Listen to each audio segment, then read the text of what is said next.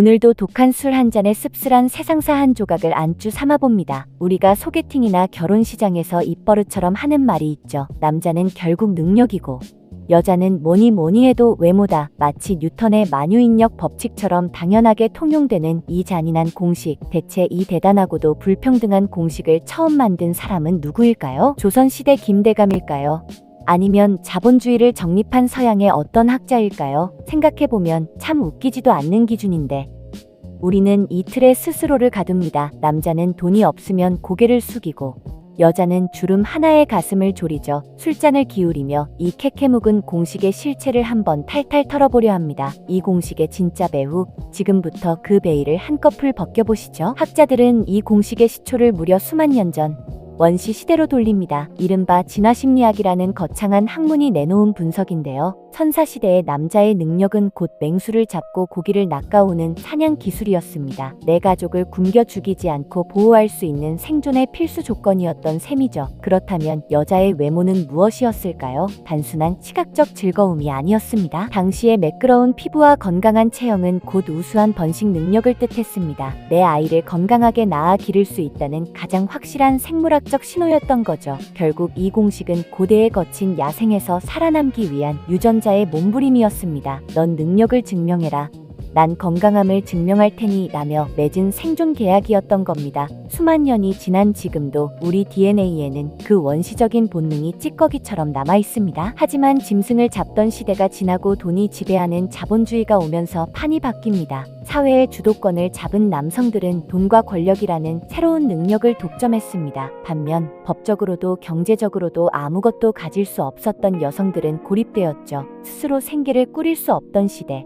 여성에게 결혼은 생존을 위한 취업이었습니다. 그리고 그 취업 시장에서 가장 강력한 경쟁력이 바로 젊음과 외모였던 겁니다. 남자는 경제력을 무기로 여성을 선택했고 여성은 외모를 무기로 생존을 택해왔죠. 즉, 이 공식은 가부장제와 자본주의가 만나 정교하게 설계한 시장 논리입니다. 남성에겐 돈을 못 벌면 패배자라는 족쇄를, 여성에겐 꾸미지 않으면 무가치하다는 수치를 준 거죠. 철저하게 남성이 갑이 되고 여성이 상품이 되던 서글픈 구조의 산물입니다. 누가 만들었냐고요? 바로 인간의 탐욕과 차별이 가득했던 과거의 사회 시스템입니다. 시대가 바뀌어 여성도 당당히 돈을 벌고 남성도 외모를 가꾸는 21세기가 되었습니다. 그럼 이 지긋지긋한 공식이 사라졌을까요? 아니요.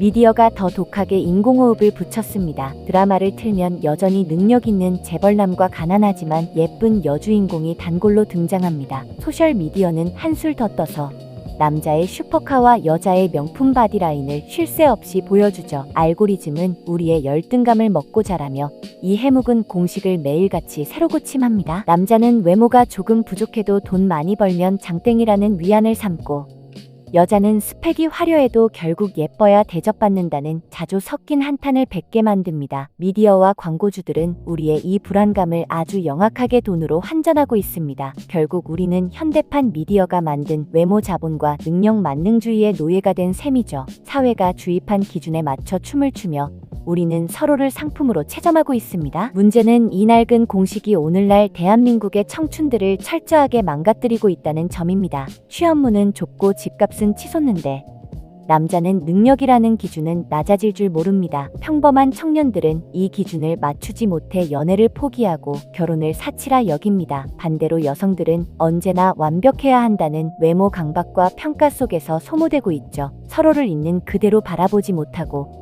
조건표와 거울을 번갈아 보며 한숨만 쉽니다. 내가 이만큼 버는데 기껏 저 외모야? 내 외모에 저 정도 능력밖에 안 돼. 마치 중고 거래 사이트에서 물건 흥정하듯 인간의 가치를 저울질하는 서글픈 풍경. 그 결과가 무엇입니까? 세계 최저 수준의 출산율과 나날이 치솟는 비혼율입니다. 조상들이 생존을 위해 만든 공식이 역설적으로 현대인들을 멸종으로 이끌고 있는 거죠. 우리가 만든 괴물 같은 공식에 결국 우리 자신이 잡아먹히고 있는 형국입니다. 자, 술잔이 바닥을 드러내니 오늘의 결론이 명확해집니다. 남자는 능력, 여자는 외모라는 공식은 신이 내린 절대 법칙이 아닙니다. 선사시대의 생존 본능에서 출발해 자본주의가 키우고 미디어가 완성한 허상일 뿐이죠. 우리는 왜 박물관에나 가야 할 고대 유물을 들고 와 서로를 채찍질하고 있을까요? 남자의 다정함과 책임감, 여자의 지성과 주체성은 왜 그 공식에 들어가지 못했을까요? 이제는 그 무거운 채점표를 내려놓고 인간 그 자체의 온기를 바라볼 때도 됐습니다. 세상이 정해준 가짜 공식에 속아 당신이라는 진짜 보석을 과소평가하지 마십시오. 당신의 가치는 지갑의 두께나 거울 속 얼굴로 증명되는 것이 아니니까요. 씁쓸한 새태풍자는 여기까지입니다. 다음엔 조금 더 따뜻한 이야기로 잔을 채우길 바라며 오늘 밤은 이 낡은 공식에서 벗어나 여러분 자신을 온전히 사랑하는 밤이 되시길 바랍니다.